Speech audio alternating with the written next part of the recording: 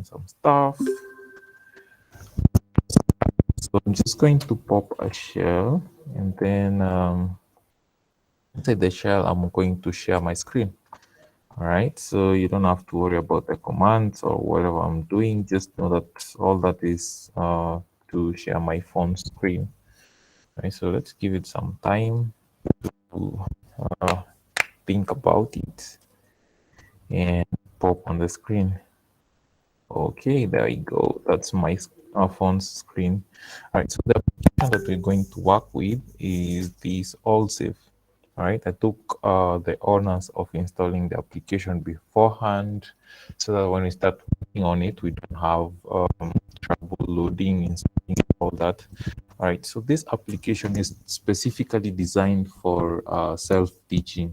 All right, so if you're joining into application security, specifically mobile and Android, this is the application that you should go to. We have many others, but I chose this because it has what a more easy way of learning, right? So the first type of vulnerability that we'll be looking at is insecure login, all right?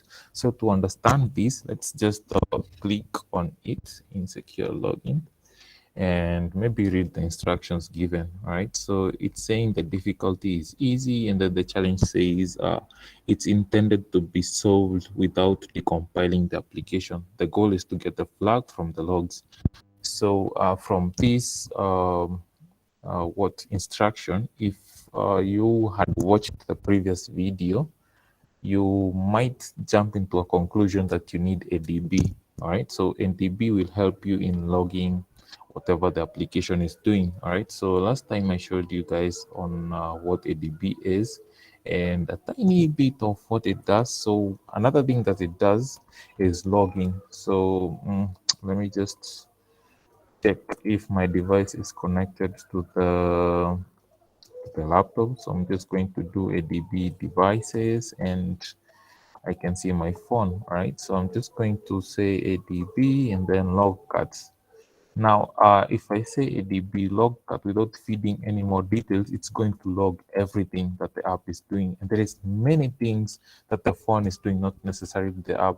The screen is lighting up, it's showing some characters, this button is popping, and all that is being logged here. All right, so this is a lot of stuff that we can't even read because it's moving very fast. So for us to get or narrow down to what we want to see, there are a couple of ways we can do. So for one, we can use an input tool or command called grep, and then grep for the specific application that you want to see the log for. So we can pipe. Now, I'm not going to explain what pipe is, but it redirects the output of a program to another program as the input.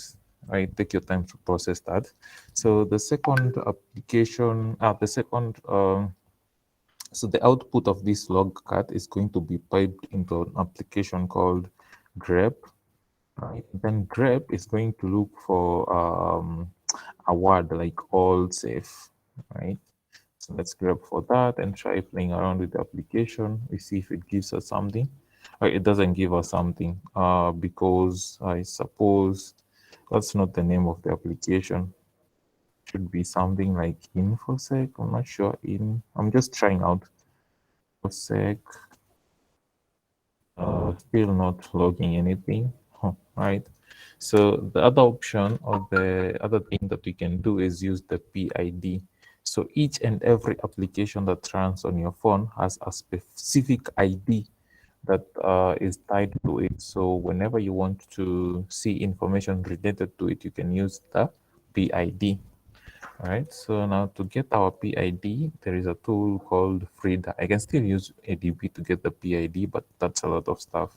And I want to do it the easy way. So I do Frida because I've already configured Frida. I'll share the details on how to configure Frida and all that, and then give it a -u to show that I want it to give me information related to the phone connected by the USB device, the USB cable, I mean. So this is the application that I want to see information about, and you can see its PID it's listed out here. So the PID is that and the name is Allsafe.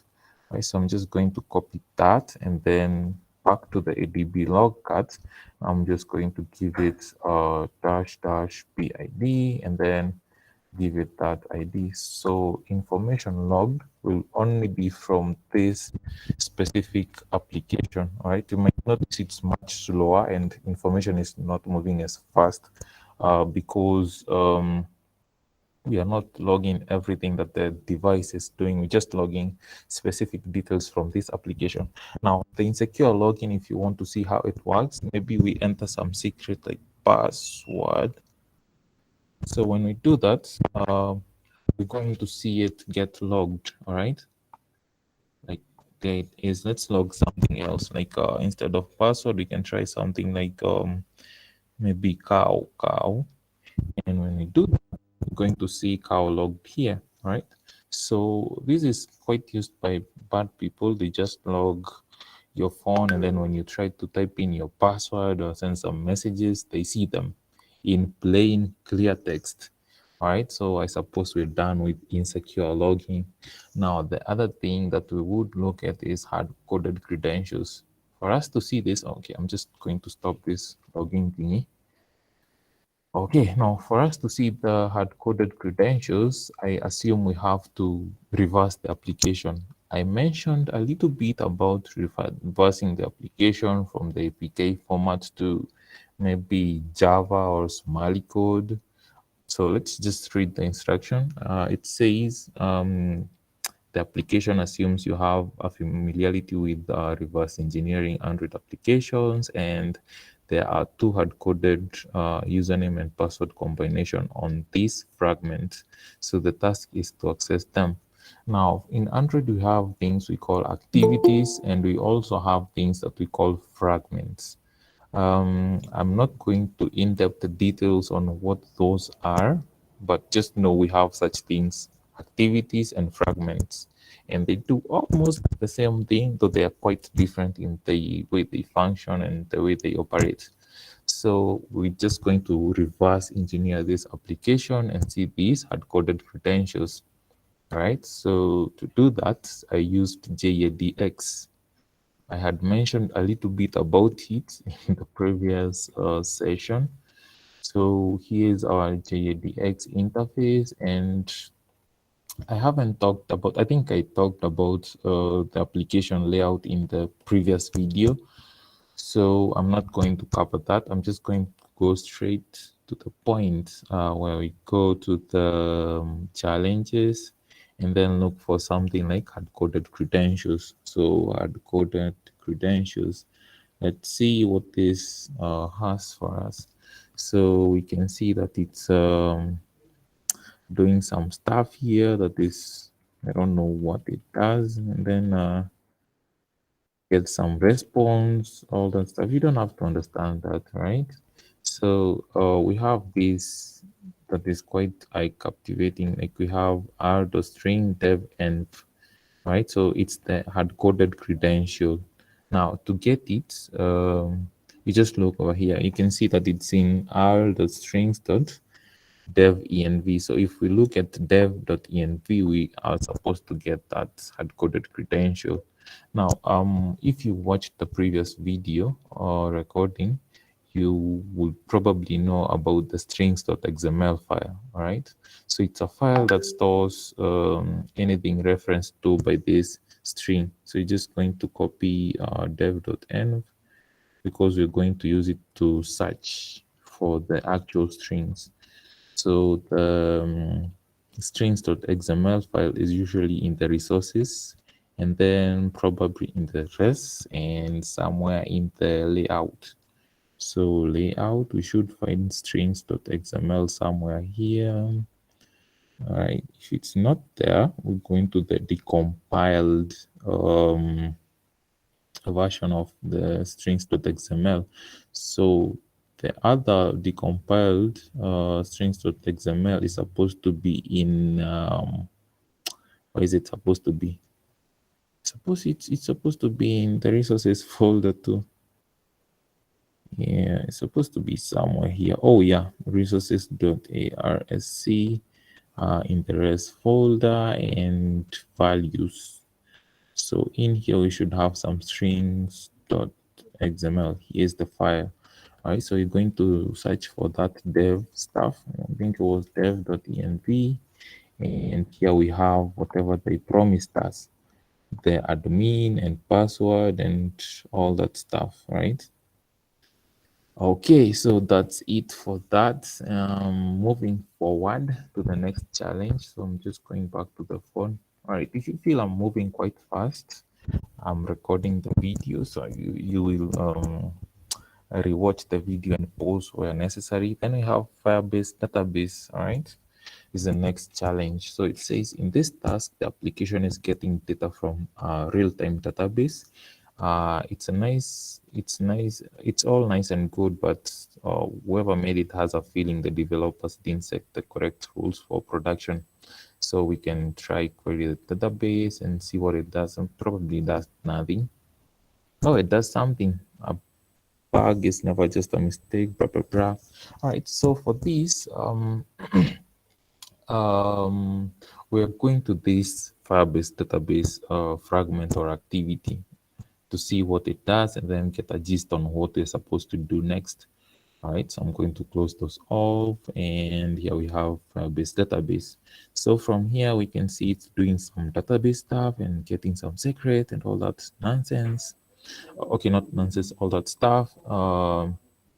So for these, to connect for an application to connect to a Firebase instance, it needs a specific URL that has something to do with Firebase, and it's also stored in the strings.xml file. All right, so let's go back to where we came from, and I think it was in the resources, and then you can see a lot of Firebase out and all those stuff. We don't really need that. We want a specific link that I'm going to show you how to creatively manipulate to see what is being stored in the database. So right here, I'm going to search for Firebase. All right, so Firebase, and then see if we have a reference to Firebase. And here we go. There is a Firebase database URL. So this is what we need. We just copy these, and how to see the data stored inside. We use a concatenation trick. I can't recall whatever the trick is called. I just know you append something and then you get all the data inside the database. All right, so you just add slash and then dot JSON. Now, when you do that, you'll see all the data stored in the database, right? So you can see we have a flag and then a secret, a bug is never blah, blah, blah, all that nonsense. And that's how, if an application has an insecure Firebase instance, you can see a list of all the passwords being stored in the application, the users, and some probably P1 information, very sensitive information. Like assume you have an application that like WhatsApp, and then you send horrible stuff like body images, body parts, and somebody else gets to do this, and then they see them, you'll be very embarrassed, and they can use them against you in some evil way. All right. So moving next, we go to the next challenge, which is time is moving quite fast. We go to the next challenge, which is insecure shared preferences. All right, so as that opens up, I suppose there was something in the chat section. I think I'm just going to finish off, and then all right, I'm going to be quite slow, but I'm just afraid I'm going to get home late. So you don't have to worry about all this. You'll have the recording and you'll be able to see it at your own free time. So the next challenge is on insecure shared preferences, right? So the difficulty seems to be easy, and they say shared preferences are by default, blah, blah, blah, in the file system permissions, blah, blah, blah. Okay, so what this basically means is when you have an application that stores sensitive information in the shared preferences, if someone has the phone's root access, then can view whatever that is being stored in those shared preferences, right? Shared preferences are like temporary databases in Android applications. So you can just Google about shared preferences and you'll see more. So I'm just going to show you how to exploit them.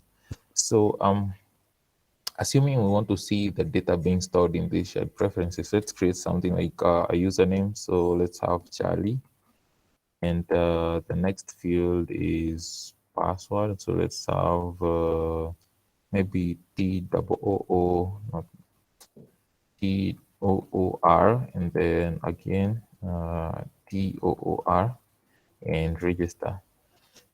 I suppose that will create a combo. I didn't see a pop-up. I suppose the password length was short. So I'm just going to have just typical password PASSWORD, and then in the other field PASSWORD, and register. All right. So I'm just hoping it has registered, maybe it's 2 users or just 1 user.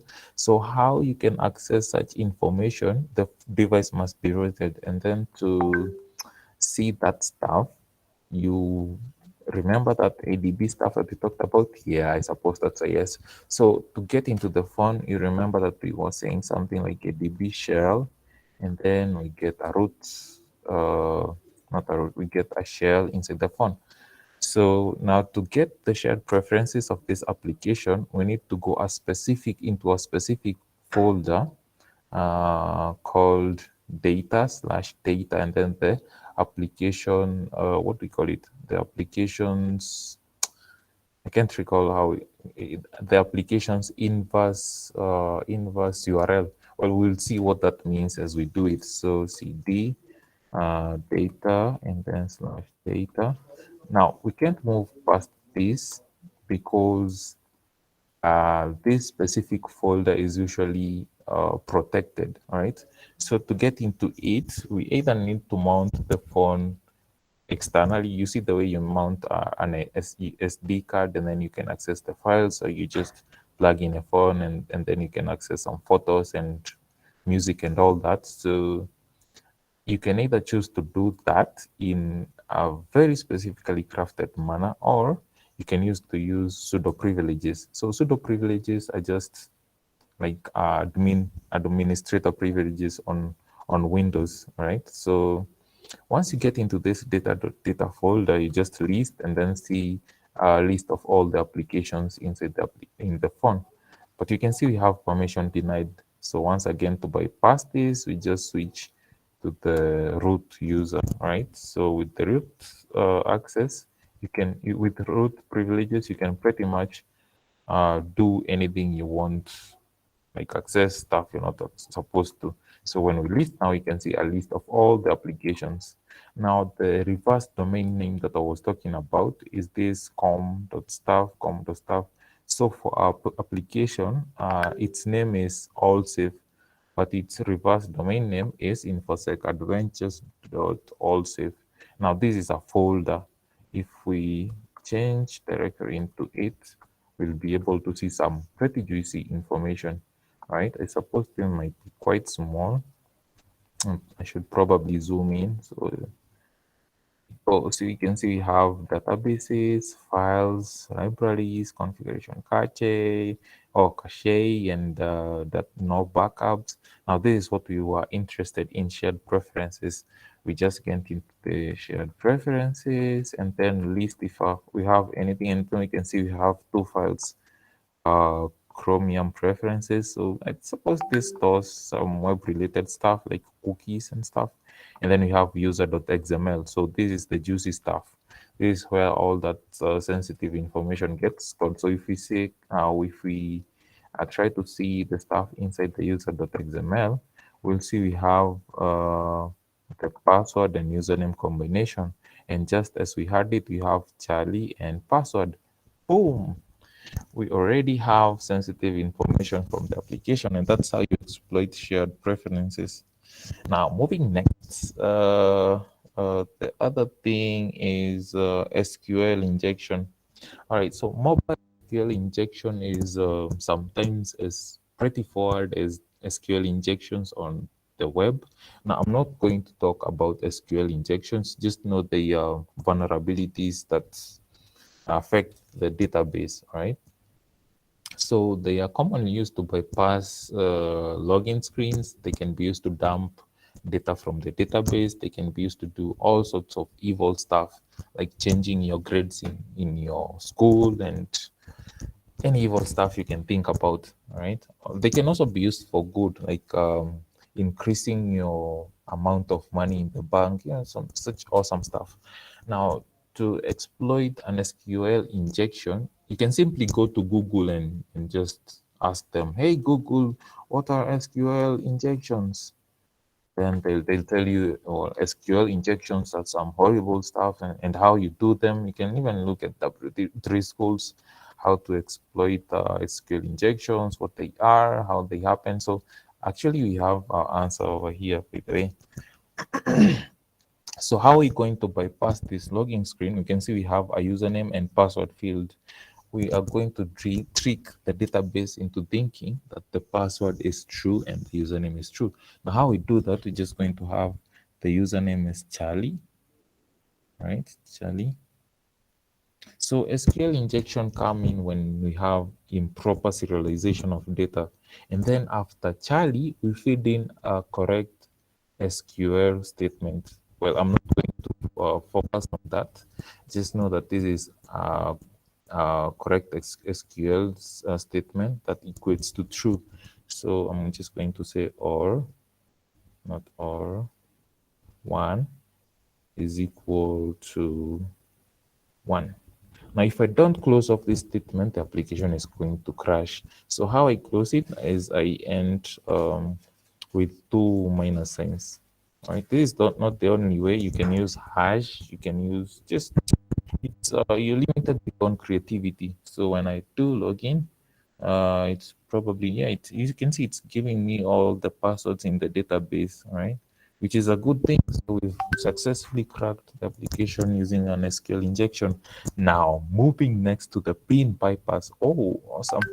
All right, so some applications have some form of authentication. It might be biometric, so you touch with your finger, and others, have facial recognition and all that other stuff. Others have PIN or password.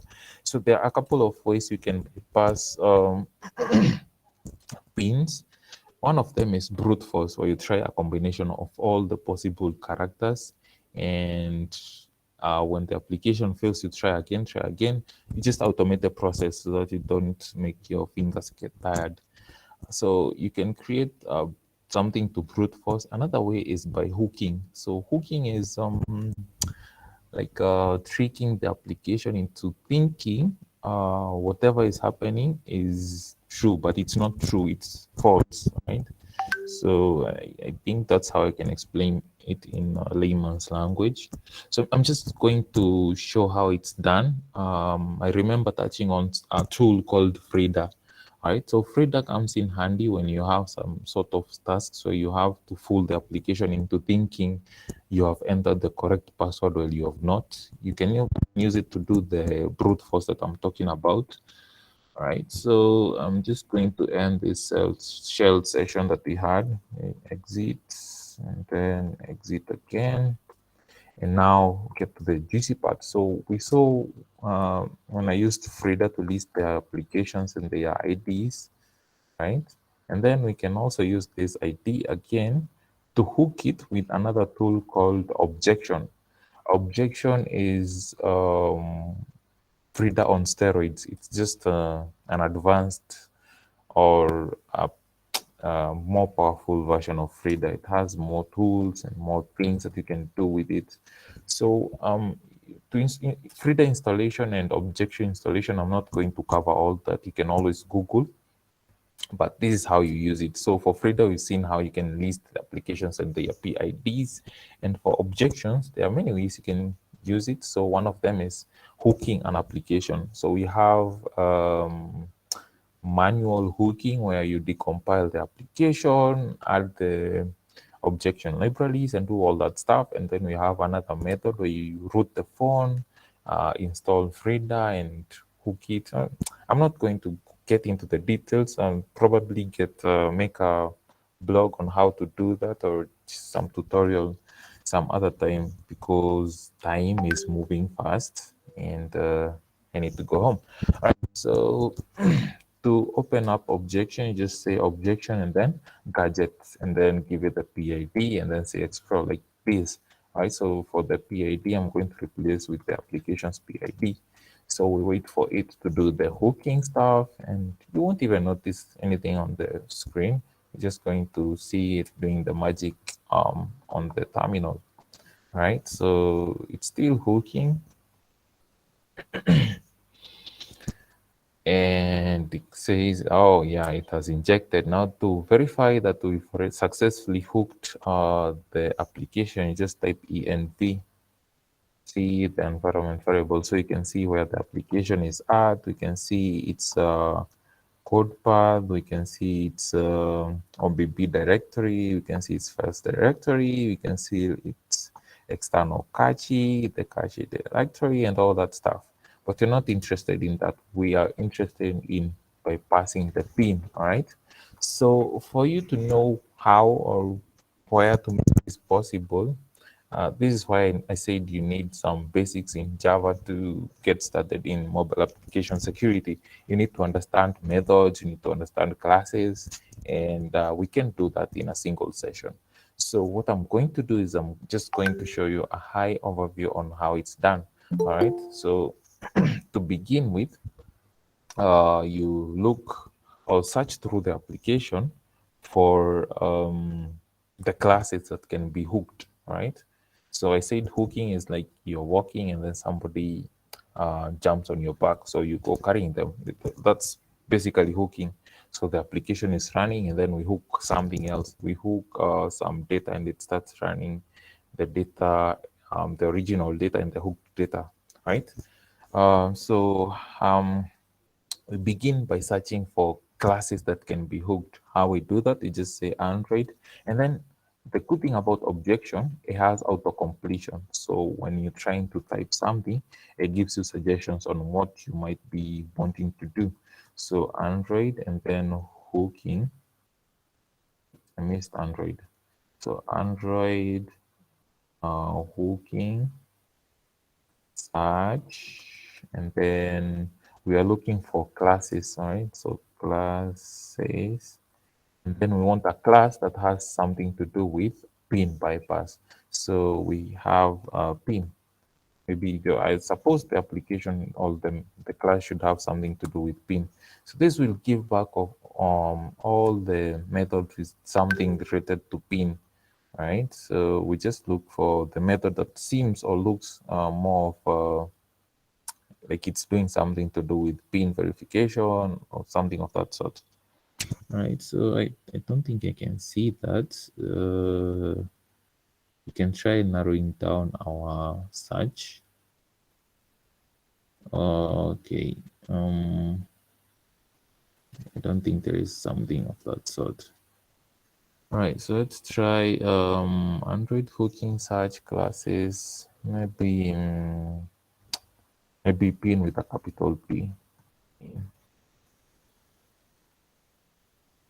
I'm hoping that will give us something more reasonable. I suppose it just gives back the original search. So how else can we try to narrow down our search? Or maybe oh, actually it's still here. Yeah, this is the method that we're interested in. So we can see it's our application. Well, the domain name that I said is reversed, and then we have challenges and then pin bypass. Alternatively, we could have decompiled the application using JDX and then start looking for anything responsible for some pin. So we have the pin bypass here, and then probably go through the code, see what it's doing. But since we are assuming we don't even know Java, we are going to use this method, right? So where was it? I think, oh yeah, here it is. So this is the class. Now this class has methods inside. All right, I suggest you watch the previous video to the basics, the Java basics, to understand what classes and methods are. So I shared the link. I'll still share it again after this. So inside the classes, we now look for the methods, right? So Android, and then hooking, and then search. Now we paste. Oh, our methods. And then now we paste in the link. So it's saying that it has many methods. I don't. Yeah. So let's it search through them. Oh, you found all those methods. That's a lot. I think I'm going to narrow down my search. Instead of using methods, I'm going to use class methods. So that will give me the methods inside the class that we just found, instead of giving us all the methods inside the application. This might even crash the application. So let's wait for it to load.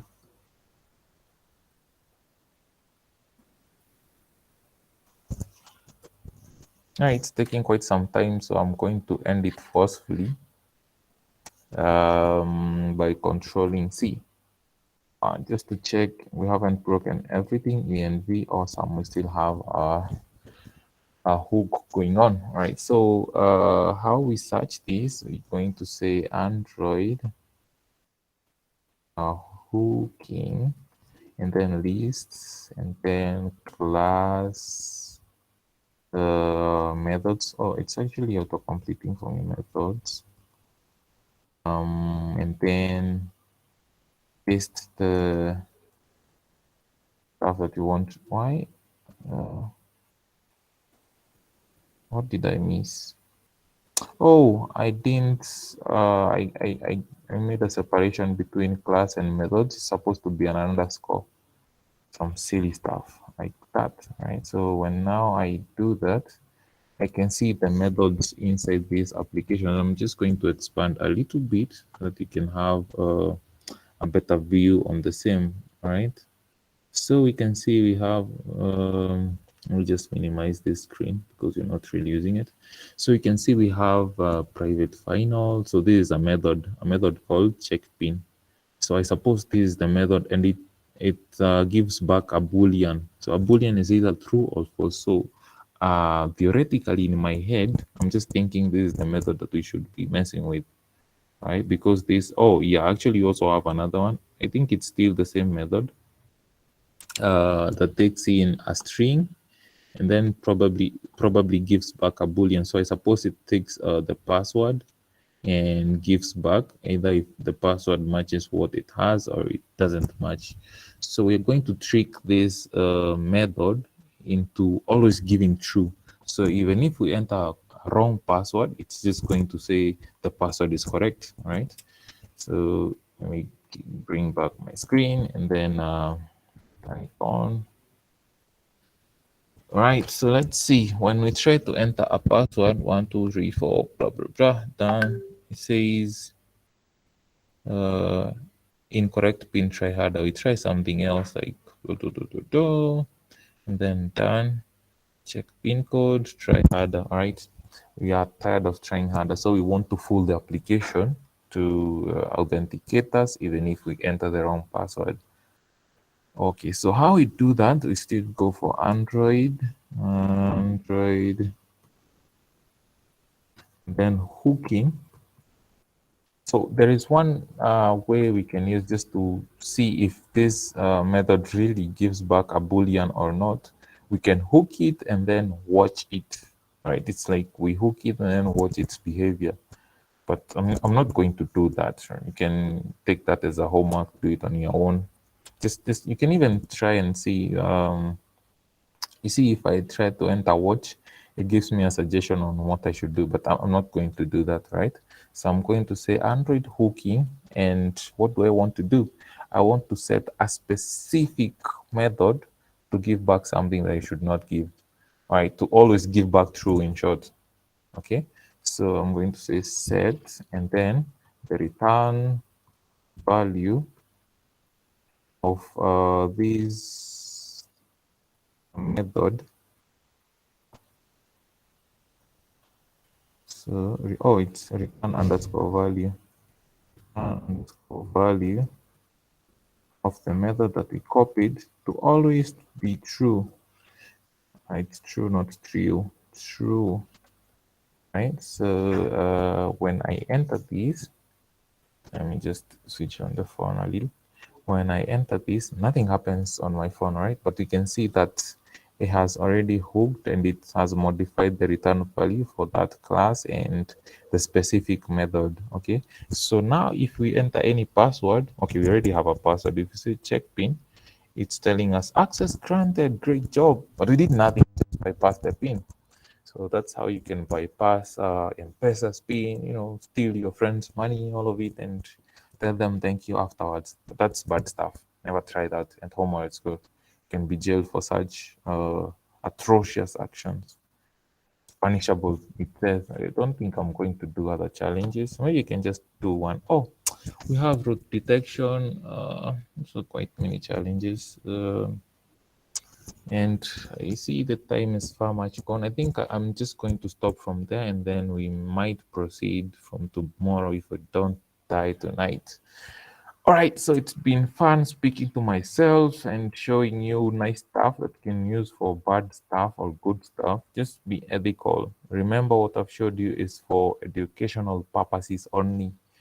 So this is where you part ways, my friends. Adios, amigos. Have a great night. Don't misbehave. Stay safe. Corona is real, and in case you have a problem, reach out to me ASAP. I'll help you out. Just yeah, that's all. So good night. Bye, and have fun.